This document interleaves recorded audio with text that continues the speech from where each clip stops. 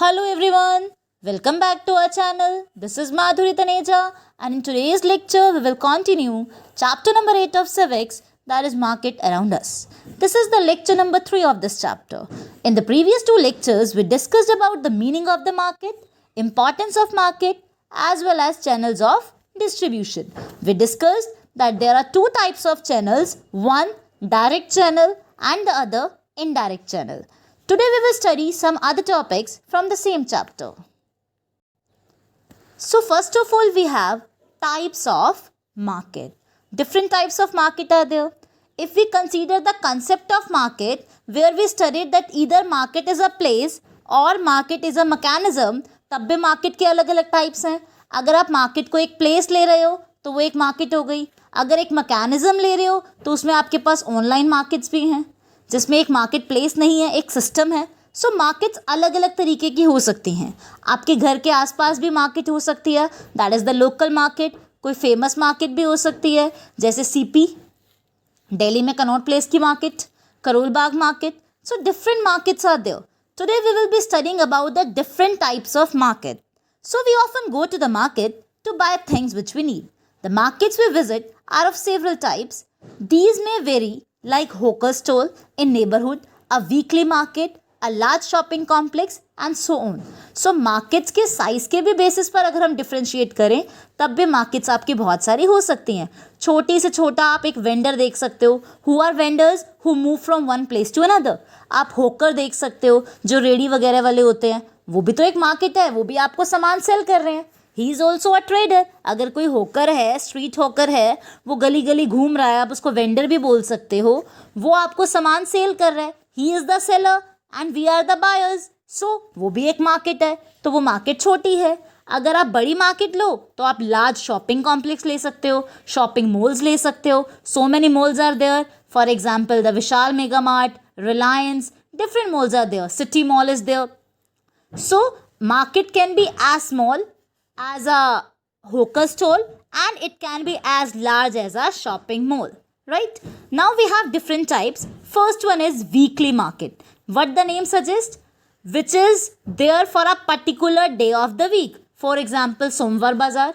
अब ये फिक्स्ड है कि उस पर्टिकुलर एरिया में वो बाजार, वो मार्केट सोमवार को लगनी है, मीन्स मंडे को लगनी है. सो जो particular days of the week में लगनी है, कस्टमर्स को भी पता है कि इस एरिया में ये पर्टिकुलर मार्केट इस पर्टिकुलर डे पर लगनी है, तो कस्टमर भी उसी दिन आएगा, राइट? कुछ वेंडर्स ऐसे होते हैं, वेंडर्स मीन्स जो एक जगह से दूसरी जगह जाते हैं, उनकी जो एरिया है, जो उनका सामान उन्होंने जहाँ सेल करना है, वो प्लेस जो उनकी है वो फिक्स नहीं होती है, परमानेंट नहीं होती, वो टेम्प्ररी होती है. That is they move from one place to another. आज वो एक एरिया में है, कल वो दूसरे में होंगे, then in the next area. एक वीक के बाद दोबारा वो सेम एरिया में आएंगे. अब कस्टमर्स को कैसे पता लगेगा कि वो किस दिन वापस वहाँ पर होंगे?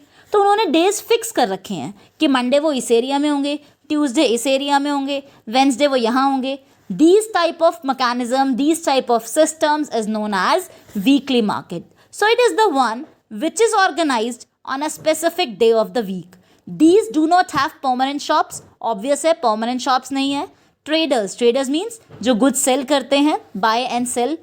They set the shops for a day and remove it by evening. Morning में वो अपना setup सारा set करते हैं and evening में remove कर देते हैं. क्यों करते हैं? Because next day उन्हें कहीं और जाना है. आपके अकॉर्डिंग तो वो मंडे मार्केट लग रही है, सोमवार बाजार है तो वो नेक्स्ट मंडे आएंगे, लेकिन मंडे से नेक्स्ट मंडे के बीच में जो डेज हैं वहाँ पर भी वो काम कर रहे हैं. They are selling their goods, लेकिन आपके एरिया में नहीं, किसी और प्लेस पे. Since there are no overhead cost.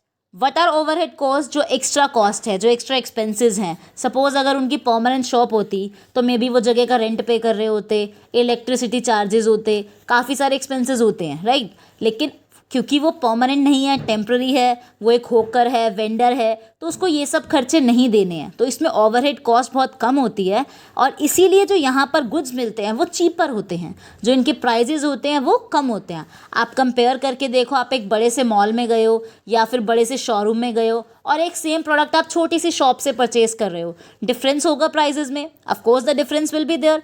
And what we think is कि जो प्रोडक्ट हमें अच्छे से मॉल में या शोरूम में मिला है that is of better quality, क्योंकि उसके प्राइजेस हाई हैं. But this is not the case कि अगर ज़्यादा प्राइस है तो उसका क्वालिटी ज़्यादा बेटर होगी, ऐसा ज़रूरी नहीं है.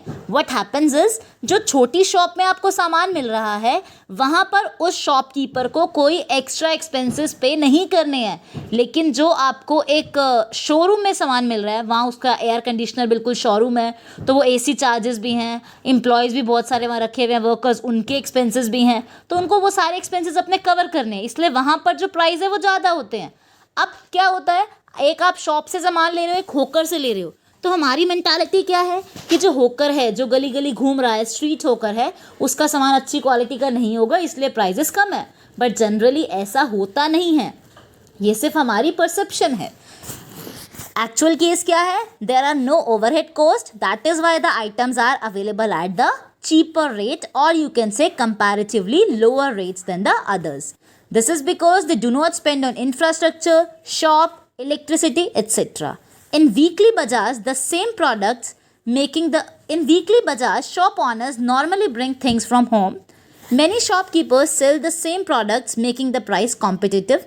If some traders aim to charge high price, people move to cheaper shops. अब आपने कई बार देखा होगा बस स्टैंड के बाद बहुत सारे होकर्स होते हैं और वो सारे शाउट कर रहे होते हैं, अपने अपने प्राइजेस बता रहे होते हैं, राइट. अब डिफरेंस क्या है, अगर एक हॉकर ने प्राइस ज़्यादा बोला तो that is obvious all the customers will go to the other hawker. So what happens is competition is there, और कॉम्पिटिटिव प्राइजेस की वजह से जहाँ पर प्राइस कम होते हैं सारे कस्टमर्स वहाँ चले जाते हैं. And the weekly markets are generally for vegetables, groceries, utensils etcetera. और पीपल वो मार्केट प्रेफर करते हैं जहाँ उनको ज़्यादा प्रोडक्ट्स एक ही प्लेस पर मिल जाते हैं. और वीकली मार्केट में क्योंकि अलग अलग तरह के होकर्स आते हैं तो मोस्टली क्या होता है, हमें सारे के सारे प्रोडक्ट्स एक ही प्लेस पर मिल जाते हैं. So this is the concept of weekly market. Next we have shops in the neighbourhood. Now what are shops in the neighbourhood? These are the shops which are there in our neighborhood areas. हमारे घर के आसपास suppose 5 to 6 shops का cluster है, means 5 to 6 shops एक साथ हैं, तो you can call that a market. This is also a type of market. These neighbourhood shops are permanent structures. अब ये परमानेंट इन नेचर है, बिकॉज ऐसा तो नहीं है ना मंडे होंगी तो ट्यूसडे नहीं होंगी. Unlike weekly markets, they are there for all the 6 or 7 days of the week. Maybe वो वीकेंड पे क्लोज हो बट 6 days के लिए वो शॉप होती है और ओपन भी होती है, right. So these are permanent structures. They pay the government taxes, electricity bills and other infrastructure cost also. अब जब ये बाकी overhead expenses पे कर रहे हैं तो जो यहाँ के prices होंगे वो ज़्यादा होंगे बट बहुत ज़्यादा नहीं होंगे, बिकॉज इनका कोई स्पेशल इंफ्रास्ट्रक्चर नहीं है, कोई एयर कंडीशन शॉप्स नहीं होती है generally, but the prices will be more than the weekly markets, क्योंकि वीकली मार्केट्स में कोई ओवरहेड कॉस्ट नहीं होती. These shops offer goods in our neighbourhood, for example eatables, medicine etcetera. और हमें ये शॉप्स कन्वीनियंट लगती है because what we need as a customer कि हमें सारा का सारा जो सामान है, जो हमारे डेली यूज़ के प्रोडक्ट्स हैं, वो हमें अपने घर के पास कन्वीनियंटली अवेलेबल हो जाए. तो हमें एक ही शॉप पर ऑलमोस्ट सारा डेली यूज़ का सामान मिल जाता है. So these shops offer FMCGs, that is fast moving consumer goods, जो हम डेली यूज़ करते हैं. For example shop, shampoo, oil, eatables, bread, butter etcetera. These shops are very useful and these are permanent shops. They are nearby and we can purchase items on any day of the week. A buyer and a seller know each other. अब क्योंकि हमारे neighbourhood area में हैं, हम daily इनसे deal कर रहे हैं, तो हमारा एक रिलेशन बन जाता है कस्टमर का शॉपकीपर के साथ, एक रिलेशन बन जाता है. So on that basis the goods can be taken on credit also. So this is also one of the benefit. These neighborhood shops open early and close later, making it more accessible to the people. अभी weekly market में क्या था, morning में आके उसे setup prepare करना है, evening में सारा का सारा अपने जो प्रोडक्ट्स हैं, जो रिमेनिंग सामान है, उसको कलेक्ट करके वापस लेके जाना है. तो वो पर्सन क्या करेगा, अपनी पैकिंग इवनिंग में स्टार्ट कर देगा. But in case of neighbourhood shops ऐसा नहीं करना, तो ये शॉप्स देर तक ओपन रह सकती हैं एंड मॉर्निंग में जल्दी ओपन हो सकती हैं. So these are very convenient because लोग कभी भी जाकर सामान ले सकते हैं on any day of the week, as well as these are open early and close later, so the product is available at any time of the day. Next we have shopping complexes and malls. This is one of the new type of market. अगर आप अपने parents से पूछो तो उनके childhood के time में ऐसा कुछ भी नहीं था. Generally weekly markets are there at that time, but nowadays shopping complexes and malls are there, and we get very excited when we visit the malls, क्योंकि हमें बहुत सारा जो products हैं वो एक साथ एक ही प्लेस पर मिल जाते हैं, एक ही रूफ के नीचे, और जो विंडो डिस्प्ले भी होता है तो हमें अच्छा लगता है. हम सामान देखते हैं, जो भी सामान आपको अच्छा लगा, you can choose that product, right, and all the items, all the products are available under one roof. So this is also one of the benefit. So shopping complexes and malls में what is the main feature? All the products are available under one roof, and these are in the urban areas, or you can say cities, and these are air conditioned buildings with shops on different floors. एक particular mall में अलग अलग shops होंगी और सारी की सारी generally air conditioned होती हैं. तो यहाँ पर ओवरहेड कॉस्ट ज़्यादा होती है, इसलिए प्राइसेस ज़्यादा होते हैं. These have both branded as well as non-branded products. Products in these shopping complexes are expensive. Obviously, जब overhead cost है तो product expensive होंगे, and these malls claim that their product is of better quality. ये ऐसा claim करते हैं. Claim means ऐसा दावा करते हैं कि जो इनका product है वो better quality का है. ऐसा ज़रूरी नहीं है, ये claim कर रहे हैं.